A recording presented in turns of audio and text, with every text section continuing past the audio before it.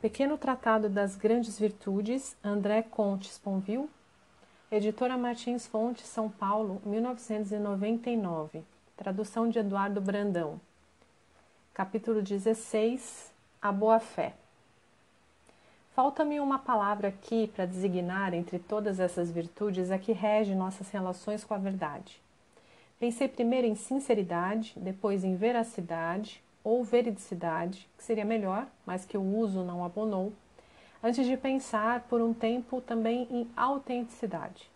Decidi-me finalmente por boa-fé, sem desconhecer que essa opção pode exceder o uso comum da palavra. Mas é boa-fé por não ter encontrado uma palavra melhor. O que é a boa-fé? É um fato que é psicológico e uma virtude que é moral.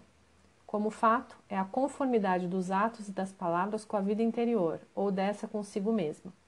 Como virtude, é o amor ou o respeito à verdade e a única fé que vale. Virtude, aletheiogal, porque tem a própria vontade como objeto. Não, claro que a boa-fé valha como certeza, nem mesmo como verdade. Ela exclui a mentira, não o erro. Mas que o homem de boa-fé tanto diz o que acredita, mesmo que esteja enganado, como acredita no que diz. E é por isso que a boa-fé é uma fé no duplo sentido do termo, isso é, uma crença ao mesmo tempo em que uma fidelidade. É crença fiel e fidelidade no que se crê. Pelo menos enquanto se crê que seja verdade. Vimos a propósito da fidelidade que ela devia ser fiel antes de tudo ao verdadeiro. Isso define muito bem a boa-fé. Ser de boa-fé não é sempre dizer a verdade, pois podemos nos enganar, mas é pelo menos dizer a verdade sobre o que cremos, e essa verdade, ainda que a crença seja falsa, nem por isso seria menos verdadeira. É o que se chama também de sinceridade, ou veracidade ou franqueza, e o contrário da mentira, da hipocrisia, da duplicidade, em suma, de todas as formas, privadas ou públicas, da má-fé. Há mais, porém, na boa-fé do que na sinceridade. Em todo caso, é uma distinção que propõe. Ser sincero é não mentir a outrem. Ser de boa-fé é não mentir nem ao outro nem a si. A solidão de Robson, em sua ilha, dispensava-o de ser sincero, pelo menos até a chegada de sexta-feira, e até tornava essa virtude sem objeto. Nem por isso a boa-fé deixava de ser necessária, em todo caso louvável e devida. A quem? A si, e isso basta.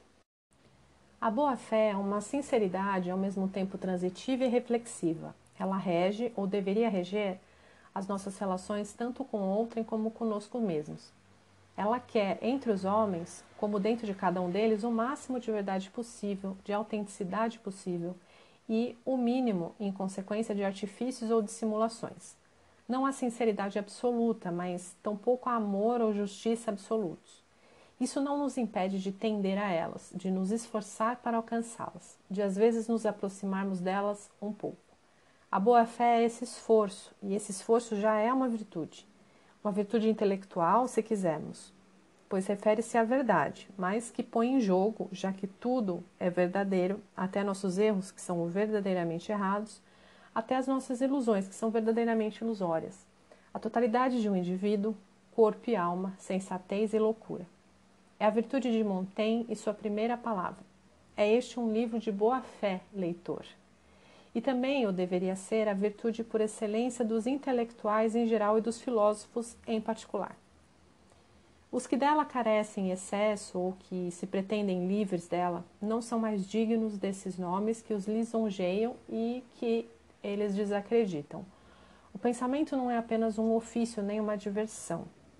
É uma exigência humana e talvez a primeira virtude da espécie.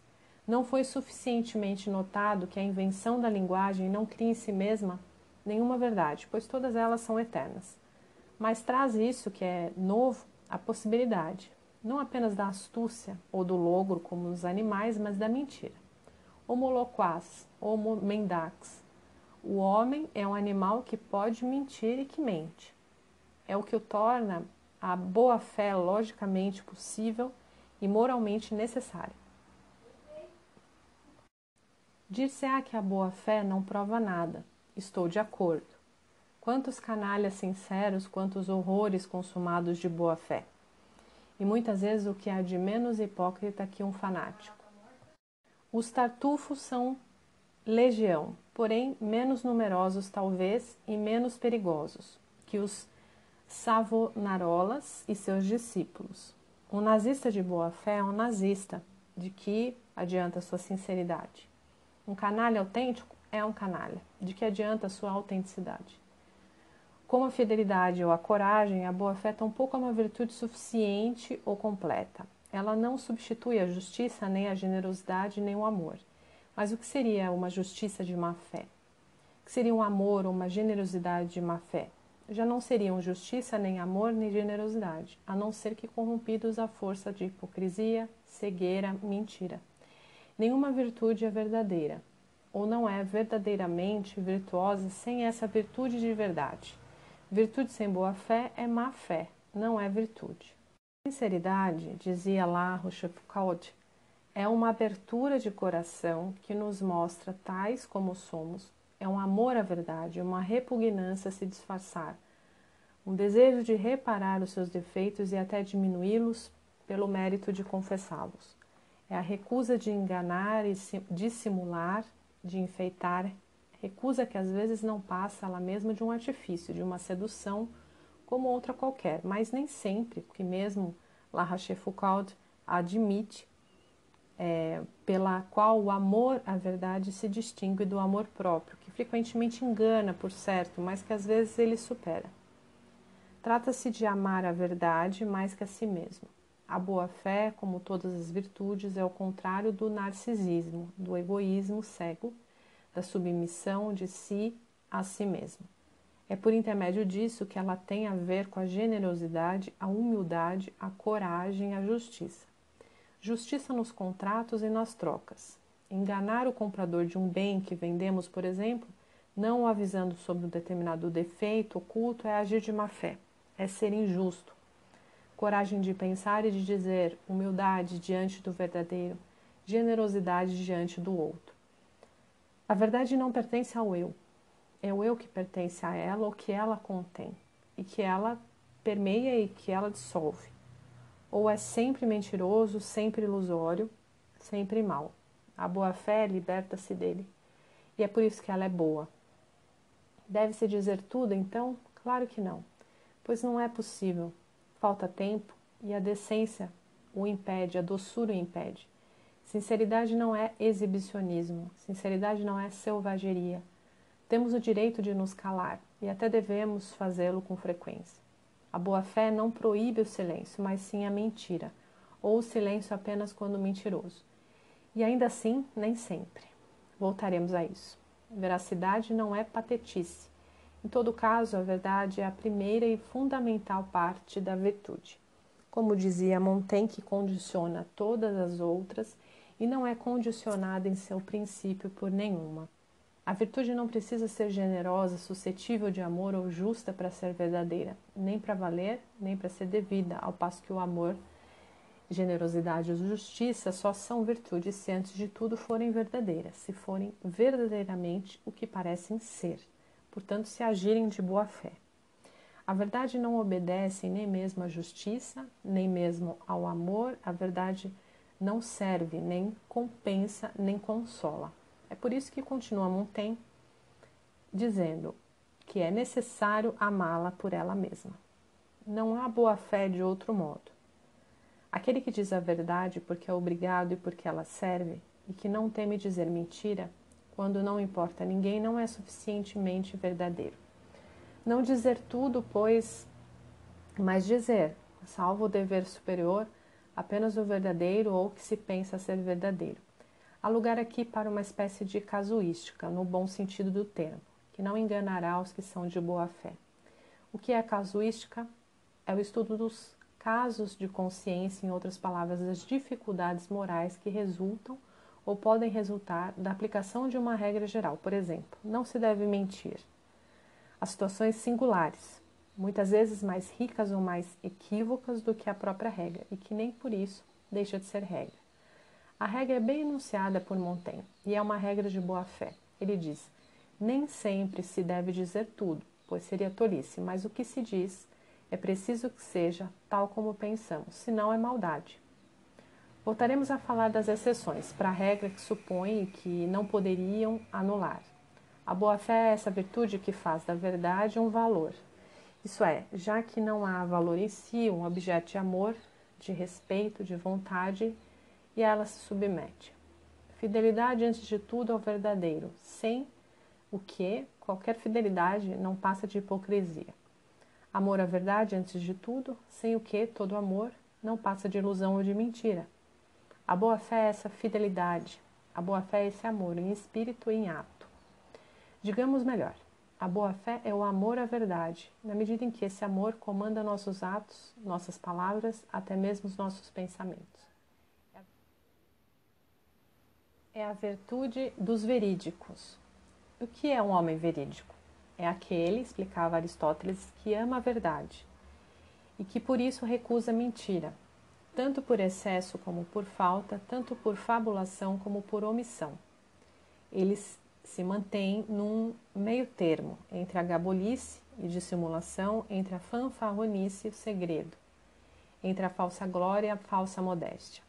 É um homem sem meandros, sincero, ao mesmo tempo em sua vida e em suas palavras, e que reconhece a existência de suas qualidades próprias, sem nada acrescentar a elas e sem nada delas subtrair.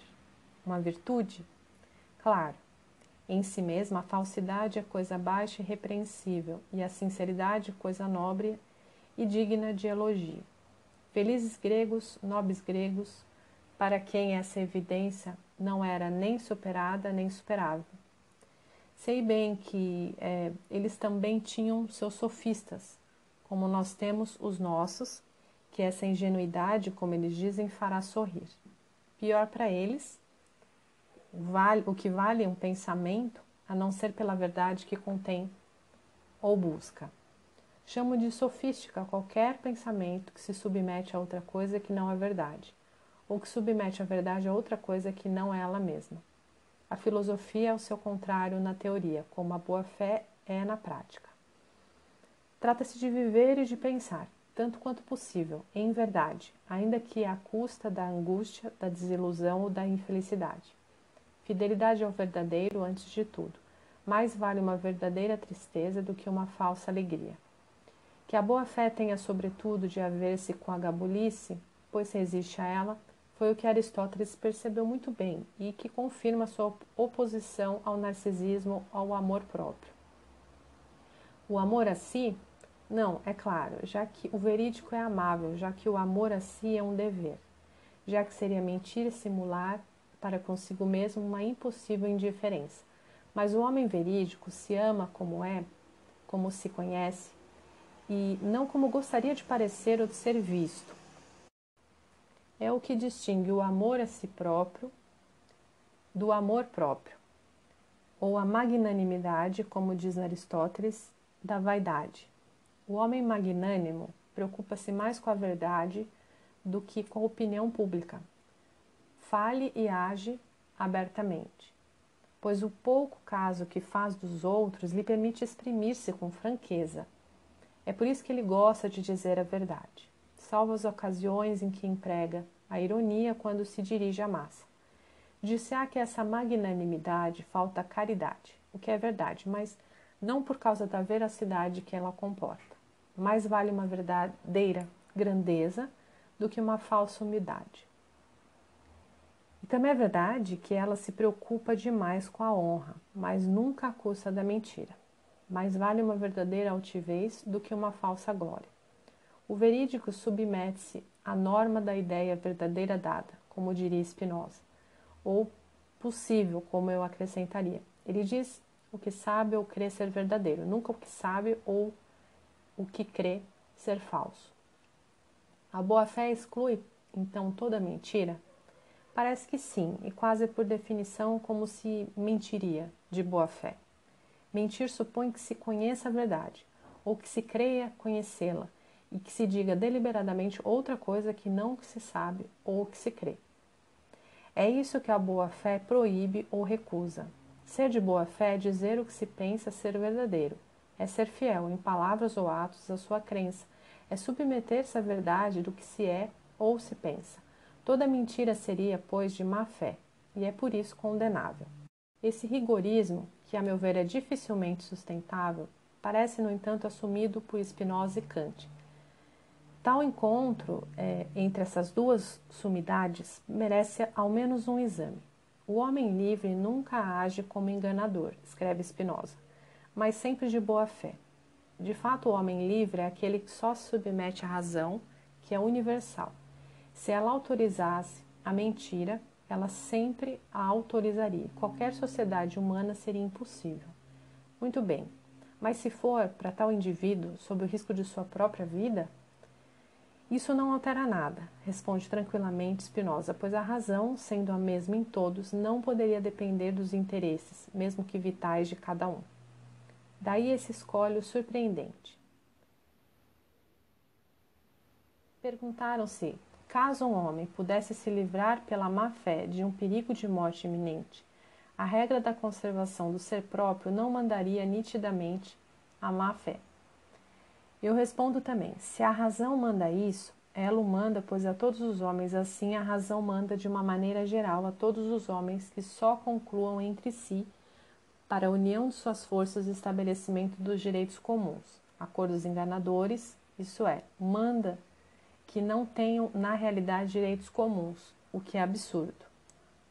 Nunca entendi, em todo caso, nunca de uma maneira que me satisfizesse completamente, como esse escolho podia se harmonizar com as proposições 20 a 25 da mesma parte da Ética, onde o esforço para se conservar era ao contrário. A primeira e única origem da virtude, ao mesmo tempo em que a sua medida e seu fim. Noto, todavia, que Spinoza não proíbe em absoluta a mentira, mas constata que a razão, que é a única a ser livre, não poderia ordená-la. As duas coisas são diferentes, dado que a razão não é tudo no homem, nem mesmo o essencial.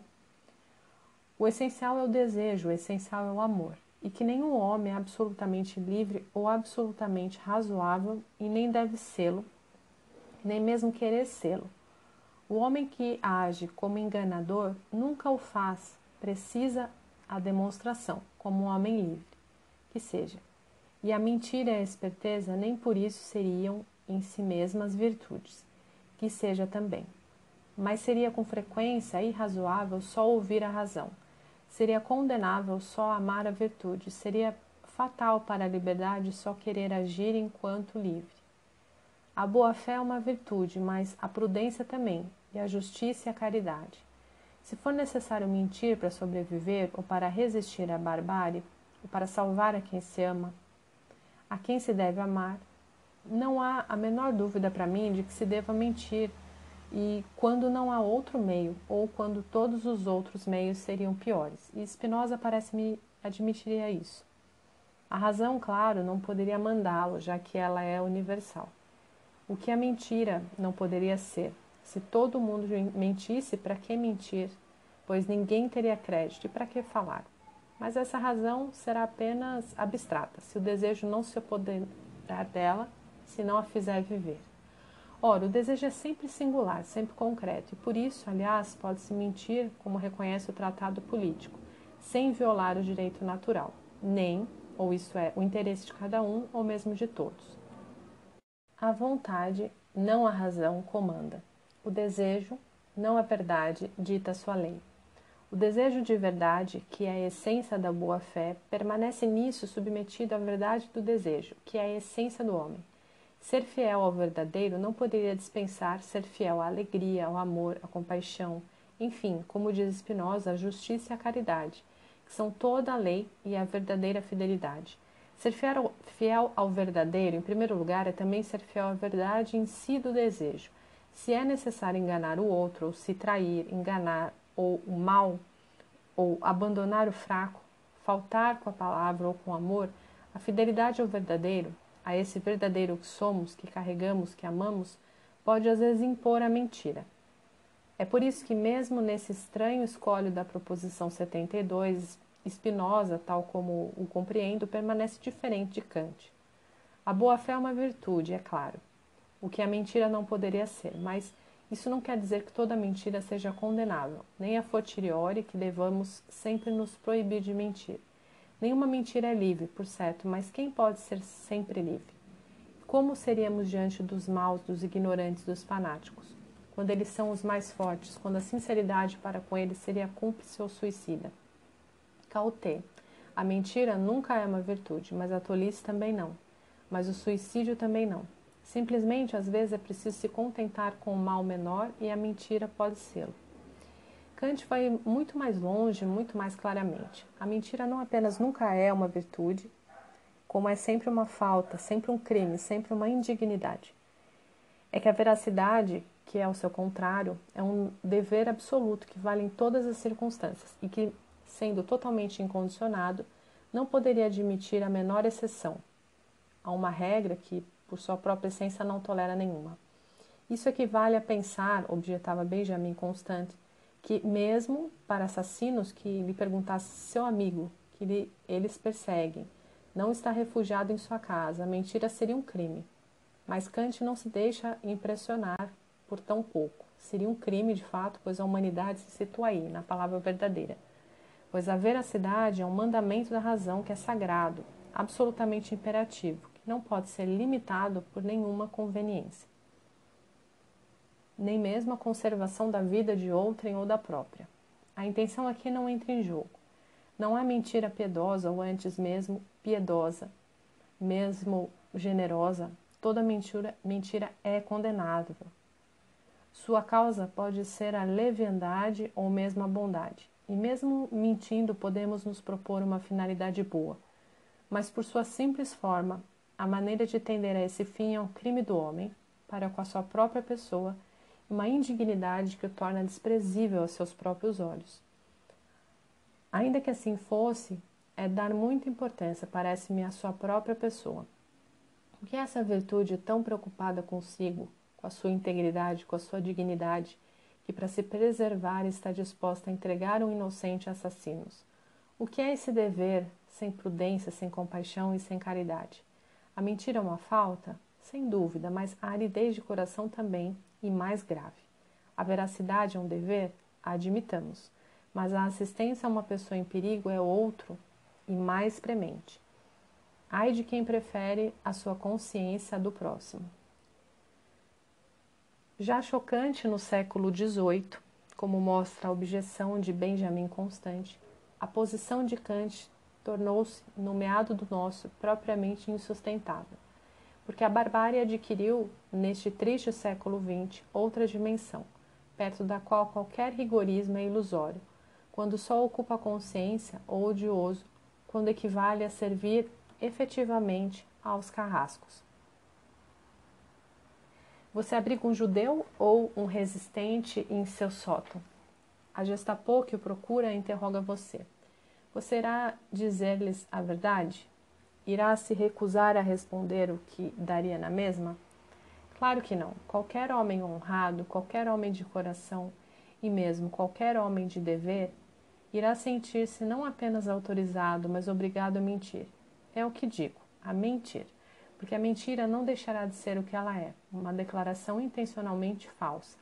Mentir aos policiais alemães que nos perguntam se escondemos um patriota em casa, escreve Jankelevich, não é mentir, é dizer a verdade. Responder, não há ninguém, quando há, é, nessa situação, o mais sagrado dos deveres. Concordo, obviamente, com a segunda proposição, mas como aceitar a primeira sem renunciar a pensar o problema que pretendemos resolver, sem se impedir com isso por dissolvê-lo de o formular? Mentir aos policiais alemães é evidentemente mentir, e isso prova apenas, pois essa mentira, no exemplo considerado seguramente virtuosa, que a veracidade não é um dever absoluto, não obstante o que Kant tenha pensado, não é um dever universal, e talvez não haja deveres absolutos, universais e incondicionais. Portanto, nenhum dever no sentido kantiano, mas apenas valores, mais ou menos elevados, mas apenas virtudes, mais ou menos preciosas, urgentes ou necessárias. A veracidade é uma, repitamos, mas menos importante do que a justiça, do que a compaixão, do que a generosidade, menos importante do que o amor, evidentemente, ou antes menos importante, como amor à verdade, do que a caridade como amor ao próximo. De resto, o próximo também é verdadeiro. E essa verdade em carne e osso, essa vontade sofredora é mais importante, ainda mais importante do que a veracidade de nossas palavras. Fidelidade ao verdadeiro antes de tudo, mas mais ainda a verdade dos sentimentos do que a de nossas declarações, mais a verdade da dor do que a da palavra. Transformando a boa-fé num absoluto a perdemos, pois ela deixa de ser boa, pois torna-se apenas veracidade ressecada, mortífera e odiável. Já não é boa-fé, é veridismo. Já não é virtude, é fanatismo. Fanatismo teórico, desencarnado, abstrato. Fanatismo de filósofo que gosta loucamente da verdade. Mas nenhum fanatismo é virtuoso. Tomemos outro exemplo menos extremo. Devemos dizer a verdade ao moribundo? Sim, sempre, responderia Kant, pelo menos se o moribundo perguntar, pois a veracidade é um dever absoluto. Não, nunca, responde Jankelevich, pois seria lhe infligir sem razão a tortura do desespero. O problema me parece mais complicado. Dizer a verdade ao moribundo, quando ele pede, quando ele pode suportá-la, pode ser também ajudá-lo a morrer na lucidez. Mentir ao moribundo não é lhe roubar sua morte, como dizia Rilke. Na paz, na dignidade, a morrer da verdade, como ele viveu, como quis viver, e não na ilusão ou na negação. Quem diz ao moribundo que ele vai morrer, mente, escreve Jankelevich. Primeiro ao pé da letra, pois ele não o sabe, porque só Deus sabe, porque nenhum homem tem direito de dizer a outro homem que esse vai morrer. Em seguida, quanto ao espírito, porque ele faz mal. Mas quanto à letra, é confundir boa-fé com certeza, sinceridade com onisciência, o que impede o médico ou os próximos de dizerem sinceramente o que sabem ou creem, inclusive os limites nesses domínios do saber e da crença. E quanto ao espírito, é dar muito pouco valor à verdade e muita pouca estima ao espírito. Colocar a esperança acima da verdade, acima da lucidez, acima da coragem, é pôr o espírito alto demais. Que vale a esperança se é à custa de mentira, à custa de ilusão? Os homens pobres e sós não devem ser afligidos, diz ainda Jankelevich. Isso é mais importante que tudo, mesmo que a verdade. Sim, se a aflição for atroz, se o homem só e pobre não puder suportá-la, se apenas a ilusão o fizer viver. Mas é sempre assim? E de que adianta então a filosofia? De que adianta a própria sinceridade, se ambas devem se deter ao aproximar-se da morte? Se a verdade só vale quando nos tranquiliza, quando não implica o risco de nos afligir. Desconfio dos que dizem nunca desses domínios, tanto quanto dos que dizem sempre. Que se possa mentir por amor ou por compaixão, e que se deva fazê-lo às vezes, estou de acordo, é claro. O que há de mais imbecil e de mais covarde do que impormos aos outros uma coragem de que não temos certeza de ser capazes? Sim, cabe ao moribundo primeiro decidir, quando pode, da importância que dá à verdade, e ninguém está capacitado, quando ele não pode, a decidir em seu lugar. Doçura, pois, em vez de violência. A compaixão prevalece aqui e deve prevalecer sobre a veracidade. Mas a verdade ainda assim continua sendo um valor, do qual não poderemos privar o outro, sobretudo se ele a pedir, sem razões muito fortes e precatos. O conforto não é tudo, o bem-estar não é tudo. Que seja necessário suprimir o sofrimento físico, na medida do possível, está claro, e nossos médicos deveriam ocupar-se mais disso. Mas e o sofrimento moral e a angústia e o medo, quando fazem parte da própria vida? Morreu sem perceber, dizem às vezes. Será mesmo uma vitória da medicina?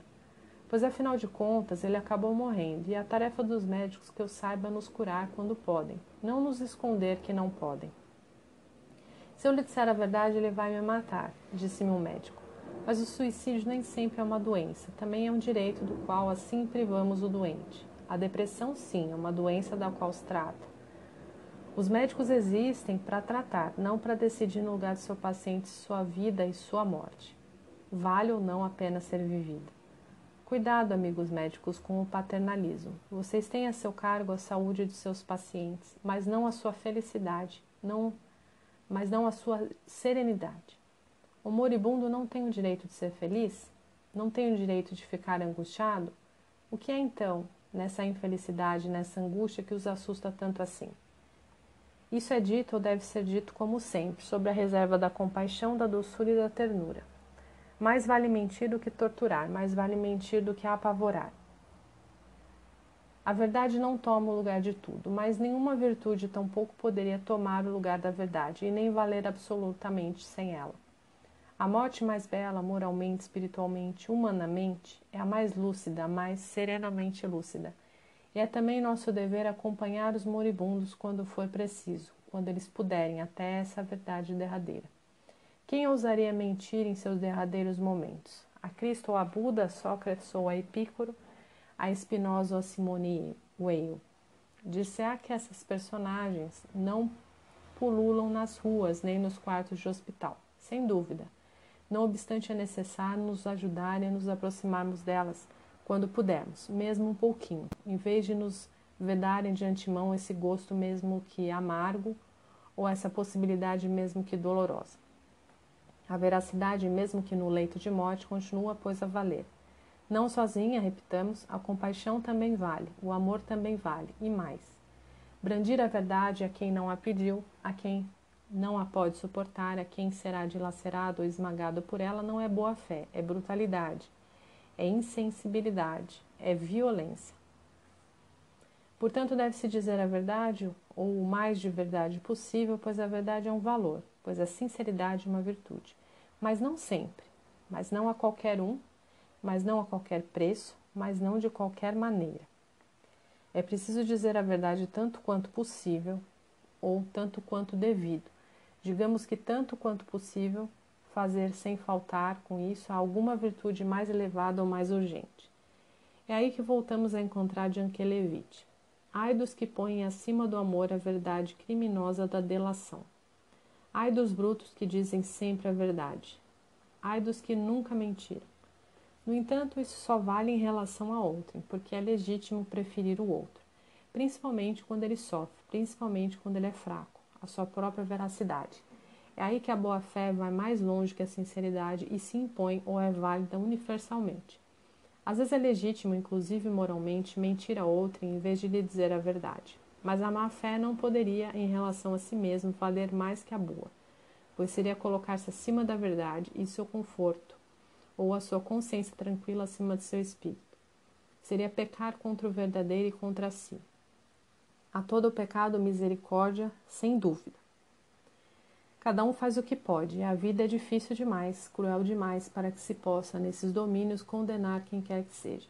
Quem sabe, diante do pior, o que irá fazer e a quantidade de verdade, então, que será capaz de suportar. Misericórdia, misericórdia para todos. Isso não significa, porém, que tudo se equivale, nem que a má-fé em relação a si mesmo pode ser considerada moralmente neutra ou indiferente. Se é legítimo mentir ao mal, por exemplo, quando nossa vida está em jogo, não é que nos coloquemos então acima da verdade, pois isso não impede em nada de amá-la, respeitá-la, nos submetemos a ela, pelo menos interiormente. É no próprio nome do que acreditamos verdadeiro que mentimos ao assassino ou bárbaro. E são mentiras nesse sentido de boa-fé. É aí que cumpre distinguir a sinceridade e se dirige a outrem e autoriza toda espécie de exceções. É boa-fé transitiva e condicional, da boa-fé reflexiva, que só se dirige a si e que, por conseguinte, é universalmente válida. Que é necessário mentir às vezes a outrem, por prudência ou compaixão, já vimos e não vou voltar a isso. Mas o que poderia justificar mentimos a nós mesmos? A prudência seria colocar nosso bem-estar acima da lucidez, nosso ego acima de nosso espírito. A compaixão seria carecer de coragem. O amor, mas sem a boa-fé, não passaria de amor próprio e narcisismo. Jean-Paul Sartre, numa problemática que não é a minha, mostrou que a má-fé, como mentir a si, trai, isso é, insoluvelmente exprime e nega uma dimensão essencial de qualquer consciência humana, que lhe impede de coincidir absolutamente consigo, com uma coisa ou um fato. Acreditar-se absolutamente garçom de bar, ou professor de filosofia, ou triste ou alegre, assim como uma mesa é uma mesa, e mesmo acreditar-se absolutamente sincero, assim como se é louro ou moreno, é ser de má fé sempre, pois é esquecer que se deve ser o que se é. Em outras palavras, não se é já, nem definitivamente, pois é negar a sua própria angústia, o seu próprio nada, a sua própria liberdade. Por isso a má fé é para toda consciência um risco permanente, mas é um risco que precisamos enfrentar e que não poderíamos, sem má fé, transformar em fatalidade ou desculpa. A má fé não é um ser, nem uma coisa, nem um destino, mas a coisificação do que somos, do que cremos ser, do que queremos ser, sob a forma necessariamente artificial do em si por si, que seria Deus e que não é nada. O contrário da má fé também não é um ser. Crer que se é de boa fé é se mentir.